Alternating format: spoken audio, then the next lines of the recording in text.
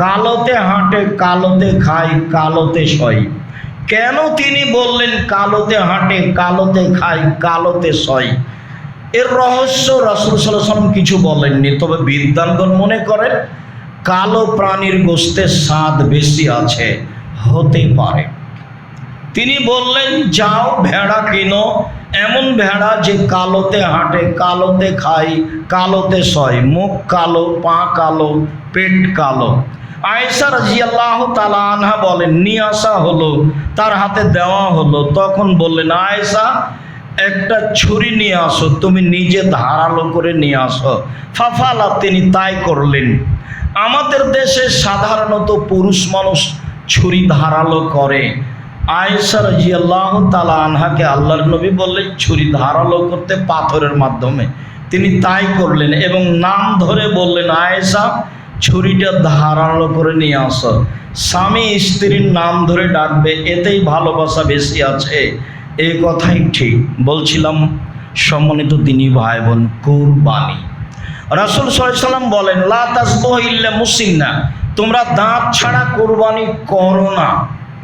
ছাগল দাঁতে 1 বছরে, গরু দাঁতে 2 বছরে, উট দাঁতে 5 বছরে, মানুষ দাঁতে 7 বছরে, সাধারণত এরকম একটা বয়স। 1 বছর হলেই হবে কথা ঠিক নয়, দাঁত হতে হবে এই কথাই ঠিক। বছর না হলেও দাঁত দেখেই কুরবানি করতে হবে, যা রাসূল সাল্লাল্লাহু আলাইহি সাল্লাম বলেন। আলী রাদিয়াল্লাহু তাআলা আনহু বলেন আমার আনা রাসূলুল্লাহ সাল্লাল্লাহু আলাইহি ওয়াসাল্লাম আইনা লোজনা, আমাদেরকে বললেন ভালোভাবে চোখ দেখে নিব, ভালোভাবে কান দেখে নিব। বারা ইবনে আযিব রাদিয়াল্লাহু তাআলা আনহু বলেন সুইলা রাসূলুল্লাহ সাল্লাল্লাহু আলাইহি ওয়াসাল্লাম মা যাইত্তাকা মিনাজ জাহায়া, কুরবানি কিনলে কি দেখতে হবে? তাতে তিনি বললেন আল আরজাল আল বাইয়িন আরাজহা, স্পষ্ট ল্যাংড়া হয় না যেন, আল আওয়ার আল বাইয়িন আওয়ারহা, স্পষ্ট কানা হয় না যেন, অল মারিজল বাইয়িন মারাজহা, স্পষ্ট রোগা হয় না যেন, অলাজফালাতে লাতুন, গায়ে গোশত নেই এমন হয় না যেন। পশু কেনার সময় দেখতে হবে লেজ ভালো, কান ভালো, তারপরে আপনার চোখ ভালো, পা ভালো, নিখুঁত কিনতে হবে। নিখুঁত কেনার পরে যদি হাত পা ভেঙে যায় সমস্যা নেই, কিন্তু খুঁতি কিনেছেন তাহলে এটা পরিবর্তন করতে হবে, এই কথাই ঠিক। বিক্রি করে আবার কিনতে হবে। পশু প্রাণী কুরবানির জন্য নিখুঁত কিনতে হবে। কুরবানির সাথে আকিকার কোনো সম্পর্ক নেই। আকিকা হচ্ছে পিতার জিম্মেদারি, 7 দিনের দিন করতেই হবে। আমাদের দেশের ভাষায় ও তো করবে আর বাপকে করতে হবে, মানে আকিকা দিতেই হবে। 7 দিনের দিন আকিকা দিতেই হবে, এটা পিতার জিম্মেদারি। 14 দিনে চলে না, 21 দিনে চলে না, জীবনে একদিন চলে না, একটা হাদিসও ঠিক নয়। 7 দিনের দিনই করতে হবে। গরু দিয়ে চলে না, উট দিয়ে চলে না, ছাগল ছাগি, ভেড়া ভেড়ি, দুম্বা দুম্বি, এই 3 শ্রেণীর 6টা প্রাণী দিয়ে আকিকা দিতে হবে। কানা হোক, ল্যাংড়া হোক, চলতে পারুক না পারুক, 2 মাসের হোক, 1 মাসের হোক, কোনো শর্ত নেই। ছাগি হোক, পাঁঠি হোক, যেটাই হোক না কেন আকিকা দিতে হবে। 7 দিনের দিন ওর বাপ আকিকা দিতে বাধ্য। কানা ল্যাংড়ার সাথে আসে যায় না। কুরবানি নেকির কাজ, একেবারে নিখুঁত হতে হবে, মোটা তাজা হতে হবে। বলছিলাম সম্মানিত দিনী ভাই, কুরবানির পশু দেখে কিনতে হবে, এই কথাই ঠিক। জাবের রাদিয়াল্লাহু তাআলা আনহু বলেন রাসূল সাল্লাল্লাহু আলাইহি ওয়াসাল্লাম বলেছেন আল বাকরাতুন সাবাতিন আল জাজুরুন সাবাতিন, গরু 7 জনের পক্ষ থেকে, উট 7 জনের পক্ষ থেকে। মুসলিম। ইবনে আব্বাস রাদিয়াল্লাহু তাআলা আনহু বলেন কুল্লা মা নবী সাল্লাল্লাহু আলাইহি সাল্লাম ফি সাফারিন, আমরা একদা সফরে রাসূলের সাথে ছিলাম। ফাহাজার লাজহা, কুরবানি চলে আসলো। ফাস্তারাকনা, আমরা অংশগ্রহণ করলাম। গরুতে 7 জন আর উটে 10 জন। বুখারী মুসলিম। সম্মানিত দিনী ভাই, ভাগে কুরবানি চলবে, এটা হাদিসে বোঝা যাচ্ছে। সফরের সাথে হাদিসগুলি জড়িত হলেও সফরের সাথে খাস করতে হবে এই কথা বিদ্বানগণ বলতে চান না। আসলে বলতে চাচ্ছেন 7 জন না 7 পরিবার? হাদিসে 7 জন আছে, 7 পরিবার নেই। 7 পরিবারের পক্ষ থেকে একটি গরু কুরবানি করতে হবে, এই মর্মে আমি আব্দুর রাজ্জাক বিন ইউসুফ 97 সাল থেকে তদন্ত চালাচ্ছি। এ যাবৎ আমি এমন কোনো হাদিস একটা পেশ করতে পারিনি যার মাধ্যমে বলতে পারি যে 7টি পরিবারের পক্ষ থেকে একটি গরু কুরবানি চলবে, এরকম আমি বলতে পারিনি। তবে 7 জনের পক্ষ থেকে আছে, তার প্রমাণ আছে সহিহ হাদিস। 7 জন আর 7 পরিবার এক নয়। পরিবারের পক্ষ থেকে একটি পশু কুরবানি হতে হবে, এ কথাই ঠিক। কয়েকটি হাদিস, আয়েশা রাদিয়াল্লাহু তাআলা আনহা বলেন, নাহারা রাসূলুল্লাহ সাল্লাল্লাহু আলাইহি সাল্লাম মিন আলে মুহাম্মদ বাকারাতান ওয়াহিদা ফি হজ্জাতিল বিদা। রাসূল সাল্লাল্লাহু আলাইহি সাল্লাম বিদায় হজে তার পরিবারের পক্ষ থেকে একটি গরু কুরবানি করেছিলেন। বুখারী মুসলিম। আবু হুরায়রা রাদিয়াল্লাহু তাআলা আনহু বলেন, রাসূল সাল্লাল্লাহু আলাইহি সাল্লাম তার এবং আল্লাহু আকবার এরপরে তিনি জবে করলেন। বুখারী মুসলিম 2, 3। রাসূল সাল্লাল্লাহু আলাইহি সাল্লাম বিদায় হজের লম্বা ভাষণে বললেন, মেখলা বিবি সুলাইম বলেন, কুল্লামা রাসূলুল্লাহ সাল্লাম বি আরাফা, আমরা রাসূলের সাথে আরাফায় ছিলাম। তিনি বক্তব্যের এক পর্যায়ে বলেন, ইয়া আইয়ুহান নাস, হে পৃথিবীর জনগণ, ইন্না লিকুল্লি আহলি বাইতিন উজিয়া ফি কুল্লি আম, প্রত্যেক বছর একটা পরিবারের পক্ষ থেকে অন্তত একটা কুরবানি হতে হবে। পৃথিবীর জনগণ শুনে রেখো, প্রত্যেক পরিবারের পক্ষ থেকে অন্তত একটি কুরবানি হতে হবে। আতা রাদিয়াল্লাহু তাআলা আনহু বলেন, আমরা আবু আইয়ুব আনসারীকে জিজ্ঞাসা করলাম, কাইফা কানাতিজ যাহায়া ফি আহদি রাসূলিল্লাহ সাল্লাল্লাহু আলাইহি ওয়াসাল্লাম, রাসূলের যুগে কুরবানি কেমন ছিল? তিনি বললেন, ও রাজুল ইজাহি আশাতা আও বিশাতা আনহু আন আহলি বাইতিহি, একজন ব্যক্তি একটা ছাগল জবে করতেন তার পক্ষ থেকে, তার পরিবারের পক্ষ থেকে। ইয়াকুলুনা ইয়াতইমুনা, তারা খেত এবং খাওয়াতো। তিরমিজি হাদিস সহিহ। সম্মানিত দ্বীনী ভাই, আমরা বলছিলাম একটা পরিবারের পক্ষ থেকে একটা কুরবানি হতে হবে, অন্তত 100টা জবে করেন। কুরবানি হওয়া ভালো, একাধিক করেন। সারা জীবন ভাই ভাই ভিন্ন থাকে, কুরবানির সময় এসে 3 ভাইয়ের টাকা জমা করে একটা গরু কিনতে হবে, এই হিসাব হবে না। ভাত ভিন্ন যখন, সংসার ভিন্ন তখন, ভাত ভিন্ন যখন, সংসার ভিন্ন তখন, সংকীর্ণ পথে যান কেন? আমি আমার বাচ্চাটাকে চিরদিন দেখেছি ভাগে কুরবানি দিতে। আমরা যেদিন থেকে বুঝেছি সেদিন থেকে যায় না। ভাগে কুরবানি দিতে হবে আপনাকে, এটা কে বলে দিল? মানুষ দাপট দেখাচ্ছে, সেটা ভিন্ন কথা।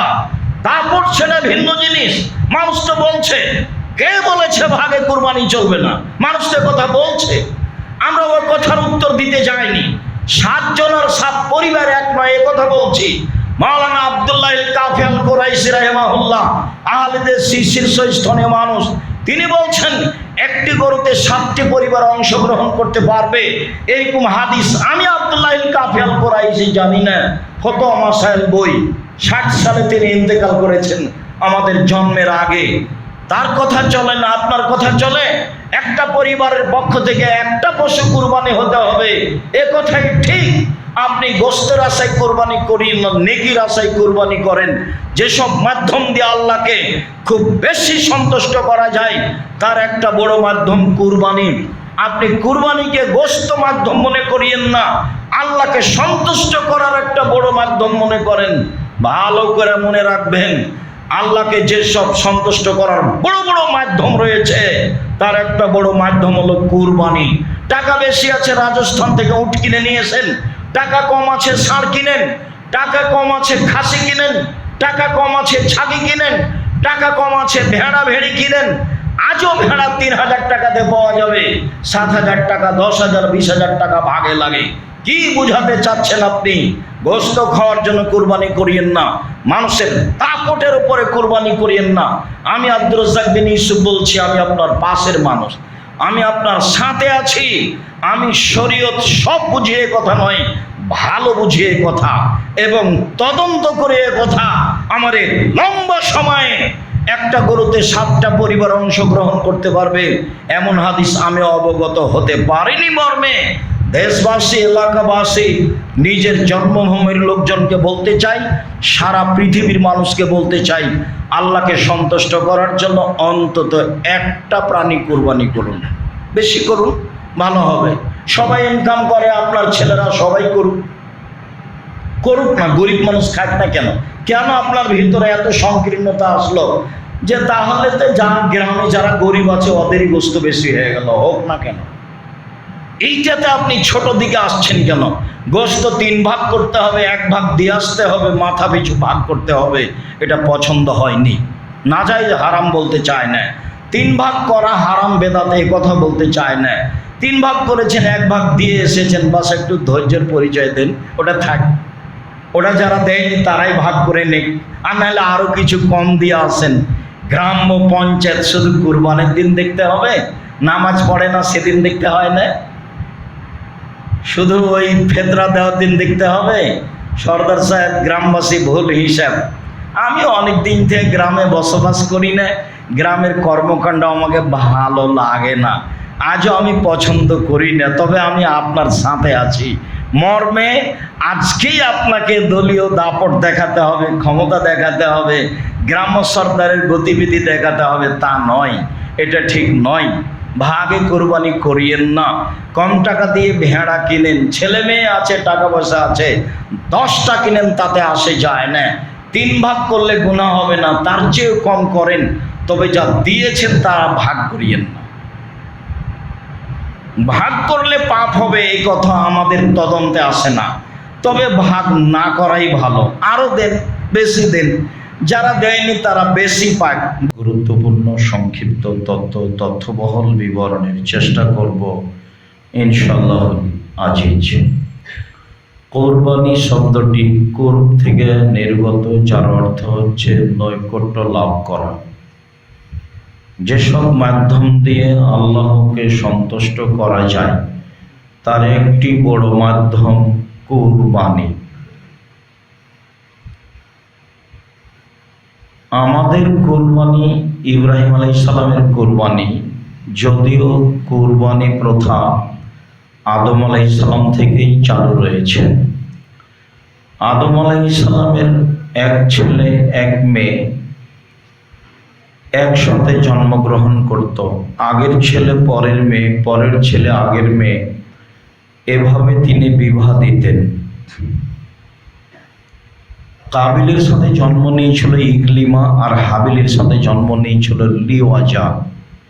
ইকলিমা দেখতে বেশি সুন্দরী ছিল লিওয়াজার চেয়ে। সময় আসলে আদম আলাইহিস সালাম তার নীতি অনুযায়ী বিবাহের প্রস্তাব পেশ করলেন। কাবিল তা প্রত্যাখ্যান করল। কাবিল বলল, আমার সাথে যে মেয়ে জন্ম নিয়েছে আমি তাকে বিবাহ করতে ইচ্ছুক। আদম আলাইহিস সালাম পরিস্থিতি দেখে তাদেরকে কুরবানি পেশ করতে বললেন। তিনি বললেন, তোমরা কুরবানি পেশ করো, যার কুরবানি কবুল হবে সেই ইকলিমাকে বিবাহ করবে। পিতার পরামর্শে যেহেতু কাবিল জমি চাষ করত, মর্মে কিছু গম কোরবানি হিসাবে পেশ করল, আর ছাগল মেষ পালন করত কাবিল, মর্মে একটি দুম্বা কোরবানি হিসাবে পেশ করল। সে সময়ে আকাশ থেকে আগুন এসে কুরবানি জ্বলে যেত, যার জ্বলে যেত তার কুরবানি কবুল হয়েছে বলে প্রমাণিত হতো। বিষয়টি এখন হলে বোঝা যেত কার কুরবানি কবুল হচ্ছে আর হচ্ছে না। আল্লাহ তাআলা দয়া করে গোশত খাওয়ার সুযোগ দেওয়ায় মানুষ অবৈধ পয়সা দিয়ে কুরবানিতে প্রস্তুতি নিচ্ছে। সম্মানিত দিনী ভাই, আকাশ থেকে আগুন এসে হাবিলের কুরবানি জ্বলে গেল, কাবিলের গমগুলি থেকে গেল, এতে কাবিল ক্ষিপ্ত হয়ে গেল। এ কথাই আল্লাহ তাআলা বলেন, অতলু নাবা ইবনাই আদামা ইদ কাররাবা কুরবানান, মোহাম্মদ সাল্লাল্লাহু আলাইহি সাল্লাম আপনি আদমের দুই ছেলের কাহিনী পড়ে দেখুন। যখন দুইজনের একজনের কুরবানি কবুল করা হয়েছিল, অপরজনের কুরবানি কবুল হয়নি। সামাজিকভাবে অপমান ঠেকাতে গিয়ে কাবিল হাবিলকে বলল, হাবিল, আমি তোমাকে হত্যা করব। কাবিল বলল, তুমি হত্যা করো, আমি তোমাকে হত্যা করব না। এই কথা হাবিল কাবিলকে বলল। রাসূল সাল্লাল্লাহু আলাইহি সাল্লাম পরিস্থিতি আলোচনা করতে গিয়ে বলেন, যখন জনগণের অবস্থা এমন হবে যে সমাজে কেউ হুঁশিয়ার মানুষ থাকবে না, সবাই হবে আগাছা, মারামারি হইচই বেড়ে যাবে, সেদিন বাড়িতে থাকা ভালো হবে বাইরে যাওয়ার চেয়ে। তখন সাহাবীগণ বললেন, আল্লাহর নবী, মারামারি বেড়ে গেলে বাড়িতে থাকি, তবুও যদি কেউ মারতে আসে তাহলে কি করব? তখন আল্লাহ রাসূল বললেন, তুমি কাবিল আদমের দুই ছেলের ভালোটার মতো হবা। কাবিল বলল, হাবিল, আমি তোকে হত্যা করব। তো হাবিল বলল, তুমি হত্যা করো, আমি হত্যা করব না। পরিস্থিতি জটিল হলে মানুষকে আদম আলাইহিস সালামের দুই ছেলের ভালোটার মতো হওয়ার জন্য রাসূল সাল্লাল্লাহু আলাইহি সাল্লাম বলেন। আজ থেকে নিয়ে প্রায় ৫৫০০ বছর পূর্বে ইরাকের ব্যাবিলন শহরে উর নামক গ্রামে ইব্রাহিম আলাইহিস সালাম জন্মগ্রহণ করেন। ইব্রাহিম আলাইহিস সালাম যে কোরবানি করেছিলেন সে কোরবানি আমাদের কোরবানি। ইব্রাহিম আলাইহিস সালাম তার স্ত্রী সারাকে সাথে নিয়ে এক এলাকা দিয়ে পার হচ্ছিলেন। সে এলাকায় স্বামী স্ত্রী পার হতে পারে না। স্বৈরাচারী শাসককে বলা হলো, আপনার এলাকায় একজন লোক প্রবেশ করেছে যার নাম ইব্রাহিম, তার সাথে একজন মহিলা রয়েছে, হিয়া মিন আহসানিন নিসায়ে, সে আরব ভূখণ্ডে বা পৃথিবীতে সবচেয়ে সুন্দরী নারী। সারা পৃথিবীতে সবার চেয়ে সুন্দরী নারী হতে পারে, একেবারে হাওয়া থেকে নিয়ে কিয়ামত পর্যন্ত। অন্যথায় ওই সময়ে যত নারী ছিল সবার চেয়ে সুন্দরী নারী সারা ছিলেন। মর্মে বলা যেতে পারে যে ইউসুফ আলাইহিস সালাম যে রূপ চেহারা পেয়েছিলেন তার দাদির চেহারা, তার দাদি সারা পৃথিবীতে সবচেয়ে সুন্দরী নারী ছিল বলে বুখারী মুসলিমের হাদিসে উল্লেখ হয়েছে। স্বৈরাচারী শাসক তার কাছে লোক পাঠালো। ইব্রাহিম আলাইহিস সালাম বললেন, সারা, দেখো, আমাকে যখন বলেছে তোমার সাথে কে, তখন আমি বলেছি এটা আমার বোন। ফালা তুকাদ্দিবি বিহাদিসি, তুমি যেন আমার কথাকে মিথ্যা প্রমাণ করো না। তোমাকে যদি বলে এইটাকে, তুমি বলিও এটা আমার ভাই। সারা, মনে রেখো, আল্লাহে ইন আলাল আরজে মুমিন গায়রি ওয়া গায়রুকে, আমি আর তুমি ব্যতীত মাটির উপরে আর কোনো মুসলমান নেই। মর্মে আমরা দুইজন ভাই বোনও বটে। ইব্রাহিম আলাইহিস সালাম চেষ্টা করলেন স্বৈরাচারী শাসকের হাত থেকে নিজেকে স্ত্রীকে রক্ষা করা, সম্ভব হলো না। তিনি নিরুপায় হয়ে স্ত্রীকে তার কাছে পাঠিয়ে দিলেন। সারা তার ঘরে ঢুকতেই স্বৈরাচারী শাসক দাঁড়ালো, তার গায়ে হাত লাগাবে। মর্মে সারা বললেন, থামেন, আগে অজু হবে, 2 রাকাত সালাত হবে, তারপরে কোনো কথা।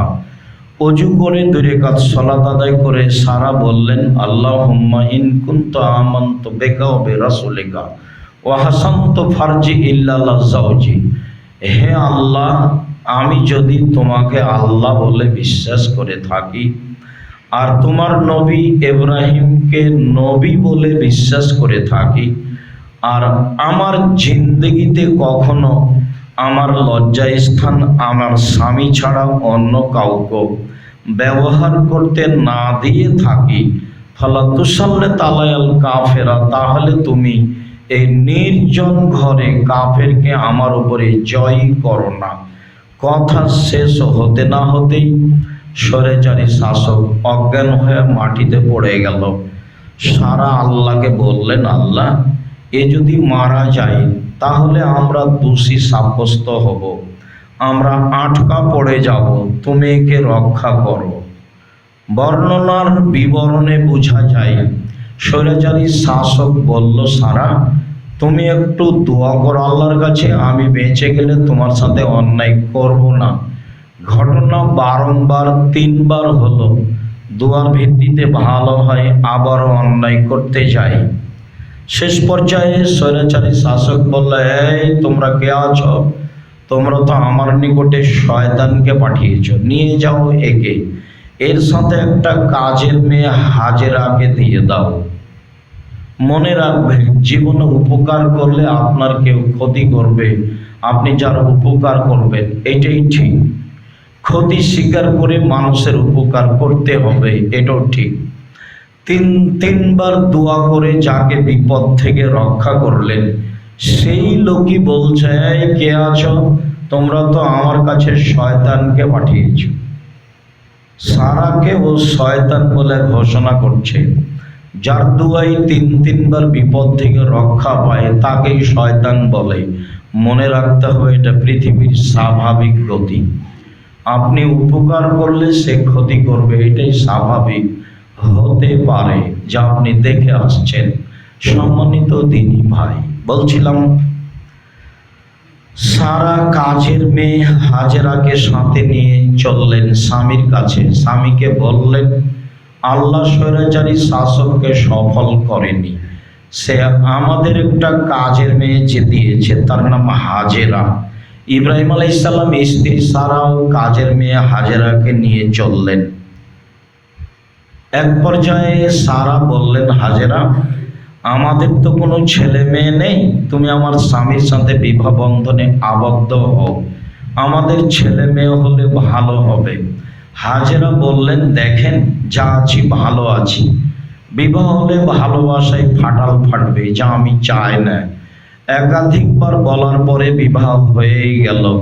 সময়ের গতিতে ইসমাইল আলাইহিস সালাম জন্ম নিলেন। যা হওয়ার তাই হলো, দ্বন্দ্ব দেখা দিল।